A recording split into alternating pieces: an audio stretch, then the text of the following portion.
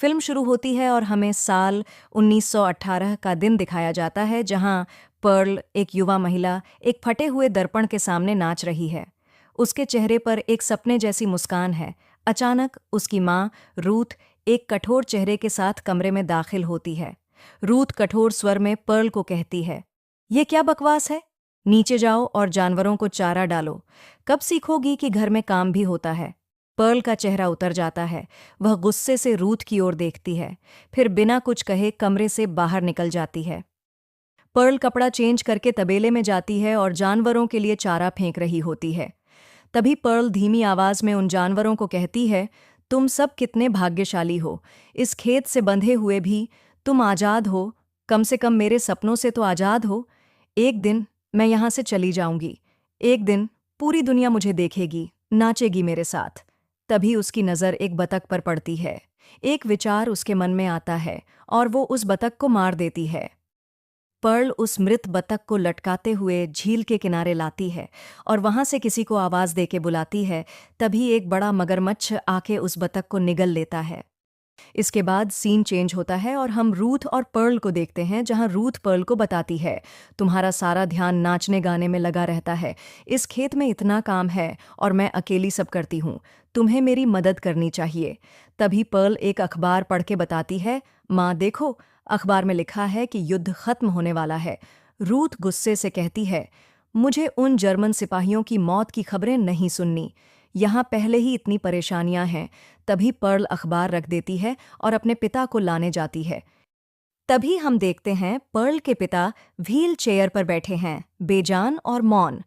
Film में हमें Perl के पिता को एक कमजोर और लकवाग्रस्त इंसान दिखाया गया है, जो ज्यादातर बोल नहीं पाते हैं और उन्हें लगातार देखभाल की जरूरत होती है, जिसकी जिम्मेदारी मुख्य रूप से पर्ल पर है। कुछ देर बाद पर्ल अपने पिता को नहला रही होती है। तभी वह उदासी से एक पत्र पढ़ती है और अपने पिता से कहती है, "हावर्ड का पत्र है। वह अभी भी जंग पर है। यह जंग कब खत्म होगा भगवान ही जाने।" जानकारी के लिए बता दूं, हावर्ड पर्ल का पति है और वो प्रथम विश्व युद्ध में सेवा कर रहा है। इधर हम देखते हैं पर्ल अपने पिता को दवाई पिलाती है और बताती है, "कल मैं शहर जाऊंगी, दवाई लेने और थिएटर भी। माँ को मत बताना। एक दिन मैं भी उन पर्दे पर नाचने वाली लड़कियों के साथ होऊंगी।" तभी रूथ कमरे में आती है और पर्ल को कहती है, "कल शहर जा रही हो, मास्क पहन कर जाना। यह स्पेनिश फ्लू हर जगह फैला हुआ है।" अगले दिन पर्ल अपनी साइकिल लेकर शहर जाती है। शहर पहुंच के पर्ल पहले अपने बीमार पिता के लिए दवाई लेती है। फिर वो एक डांस शो देखने के लिए थिएटर में घुसती है। थिएटर में शो देखते समय पर्ल का क्या मन होता है, वो अपने पिता की दवाई से थोड़ा दवाई पी लेती है और शो देखने लगती है। शो देखने के बाद पर्ल डांस शो की बुकलेट लेकर थिएटर से बाहर निकलती है। वहां पर्ल एक प्रोजेक्शनिस्ट से मिलती है जो पर्ल को थोड़ा फ्लर्ट करता है और प्रोजेक्शनिस्ट पर्ल को उस फिल्म की रील से एक फ्रेम काट के देता है और वो पर्ल से खुल के जिंदगी जीने की बात कहता है, जिसे सुनकर पर्ल बहुत खुश हो जाती है। वो मुस्कुराते हुए घर लौट रही होती है। तभी वो रील का टुकड़ा पर्ल की जेब से उड़कर मक्का के खेत में चला जाता है। पर्ल रील का टुकड़ा ढूंढ रही होती है, तभी उसकी नज़र एक स्कैरक्रो पर पड़ती है। वह मुस्कुराती है और उसके साथ नाचने लगती है। धीरे धीरे वह उसे गले लगाती है और उसे चूमने लगती है। उसकी आंखों में प्रोजेक्शनिस्ट का चेहरा तैर रहा था। अचानक वह हाँफती हुई पीछे हट जाती है और तेज आवाज में कहती है, "नहीं, मैं शादीशुदा हूँ, यह मैं क्या कर रही हूँ?" और तभी पर्ल भागकर खेत से बाहर निकल जाती है। उधर रूथ दरवाजे पर पर्ल का इंतजार कर रही थी। उसका चेहरा गुस्से से तमतमाया हुआ है। रूथ कहती है, "इतनी देर कहाँ थी? मैंने तुम्हें जानवरों को चारा डालने के लिए कहा था, नाचने के लिए नहीं। अब जाओ और अपने पिता के कपड़े बदलो।" बाथरूम में पर्ल अपने बेजान पिता से बात करती है। पर्ल फुसफुसाते हुए कहती है, "क्या आप जानते हैं कि मैं क्या सोचती हूँ? कभी कभी मुझे लगता है कि आप आजाद हैं, इस दर्द और इस कैद से आजाद।" वह अचानक अपने पिता की गला पिंच करती है, फिर डर कर अपना हाथ खींच लेती है। इसके बाद हम देखते हैं रूथ और पर्ल मेज पर बैठी हैं। माहौल तनावपूर्ण है। रूथ कहती है, "शहर से जो पैसे मिले थे उनका क्या हुआ?" पर्ल झूठ बोलते हुए कि मैंने कैंडी खा ली। रूथ गुस्से से कहती है, "कैंडी? इस मुश्किल समय में?" हमारे पास जो कुछ भी है वह कड़ी मेहनत से मिलता है। युद्ध चल रहा है, खाने की कमी है और ऊपर से ये वायरस, भगवान जाने आगे क्या होगा। अपनी जिम्मेदारियों को भूलो मत। तभी पर्ल चुपचाप उठकर अपने कमरे में चली जाती है। कमरे में पर्ल घुटनों के बल बैठकर प्रार्थना करती है। पर्ल आंखों में आंसू लेके कहती है, हे भगवान, मुझे 1 स्टार बना दो, इतना बड़ा कि पूरी दुनिया मुझे जाने, ताकि मैं इस खेत से निकल सकूं। अगले दिन पर्ल की सास और ननद आती है, जो उनके लिए खाना लेकर आए थे। रूथ दरवाजे पर खड़ी हैं। सास रूथ से कहती है, ये हम तुम्हारे लिए थोड़ा खाना लाए हैं।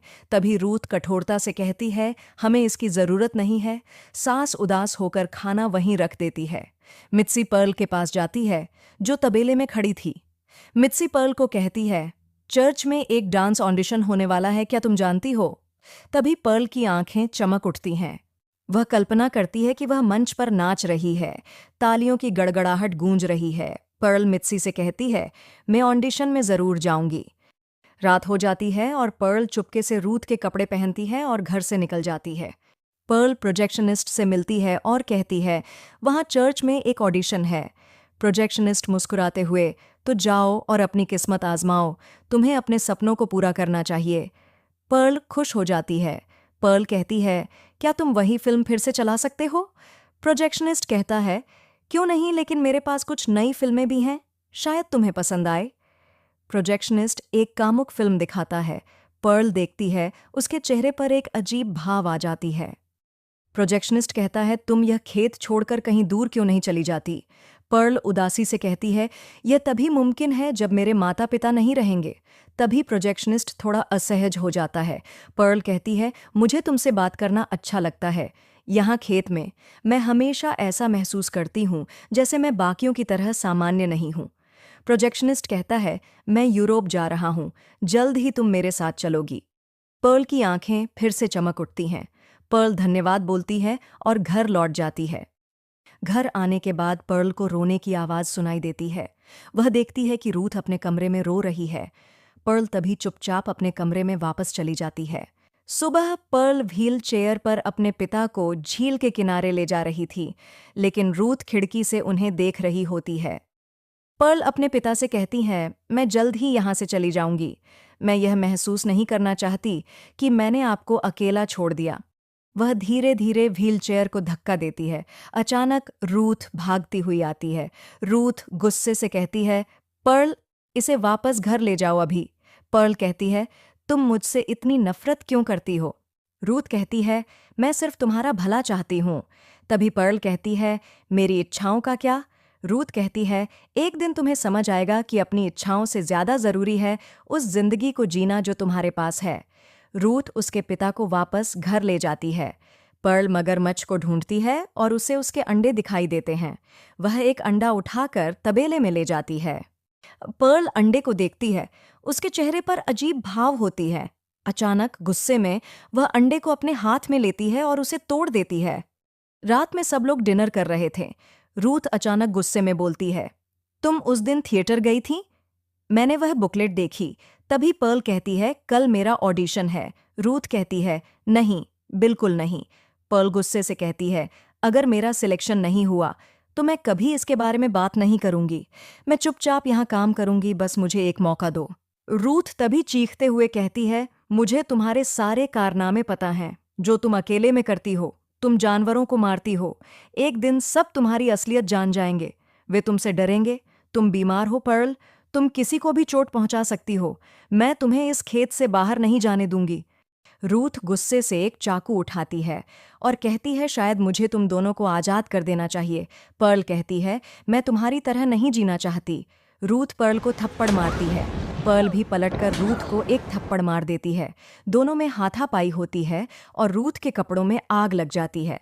पर्ल घबराकर पास से गर्म पानी उठाकर रूथ पर डाल देती है। आग बुझ जाती है, लेकिन रूथ बुरी तरह से जल चुकी थी। पर्ल उसे घसीटकर बेसमेंट में ले जाती है और वहीं छोड़ देती है। उसके बाद हम देखते हैं पर्ल भागकर प्रोजेक्शनिस्ट के पास जाती है और दोनों अल्टीमेट होते हैं। पर्ल सपना देखती हैं कि वह मंच पर नाच रही है। दर्शक तालियां बजा रहे हैं। उसके माता पिता मुस्कुरा रहे हैं, और जब रूथ अपना मास्क हटाती है तो उसका जला हुआ चेहरे को देखकर पर्ल डर कर उठ जाती है और घर जाने के लिए जल्दी जल्दी कपड़ा पहनती है। प्रोजेक्शनिस्ट भी अपनी गाड़ी लेके पर्ल को घर छोड़ने आता है। वह घर के बाहर सड़ते हुए खाने को देखता है। पर्ल अंदर जाकर अपने पिता से माफ़ी मांगती है और उसे प्रोजेक्शनिस्ट से मिलाती है। प्रोजेक्शनिस्ट पर्ल के पिता की हालत देखकर थोड़ा असहज हो जाता है। दोनों पर्ल के बेडरूम में अल्टीमेंट होते हैं। तभी प्रोजेक्शनिस्ट को कुछ आवाज़ें सुनाई देती हैं। पर्ल के मना करने पर भी वह आवाज़ का पीछा करते हुए डाइनिंग एरिया में पहुंच जाता है। वो देखता है घर की हालत बुरी है। प्रोजेक्शनिस्ट पूछता है, यह सब क्या है? तब पर्ल कहती है, ये सब हमारे कुत्ते ने किया। मैंने उसे ऊपर कमरे में बंद कर दिया है। पर्ल प्रोजेक्शनिस्ट को तबेले में ले जाती है। प्रोजेक्शनिस्ट पूछता है, तुम्हारे कुत्ते का नाम क्या है? पर्ल बताती है, हमारे पास कोई कुत्ता नहीं है। प्रोजेक्शनिस्ट को एहसास होता है कि कुछ गड़बड़ है। प्रोजेक्शनिस्ट कहता है, मुझे अब जाना होगा। पर्ल चीखते हुए कहती है, क्यों? तुमने क्या देखा? तुम मुझसे डर रहे हो? प्रोजेक्शनिस्ट गाड़ी में बैठता है। तभी पर्ल एक रैक उठा लेती है और प्रोजेक्शनिस्ट पर हमला कर देती है। वह चिल्लाता है, लेकिन पर्ल उसे बेरहमी से मार डालती है। पर्ल बेसमेंट में जाती है और देखती है रूथ अभी भी जिंदा है, जो दर्द से कराह रही थी।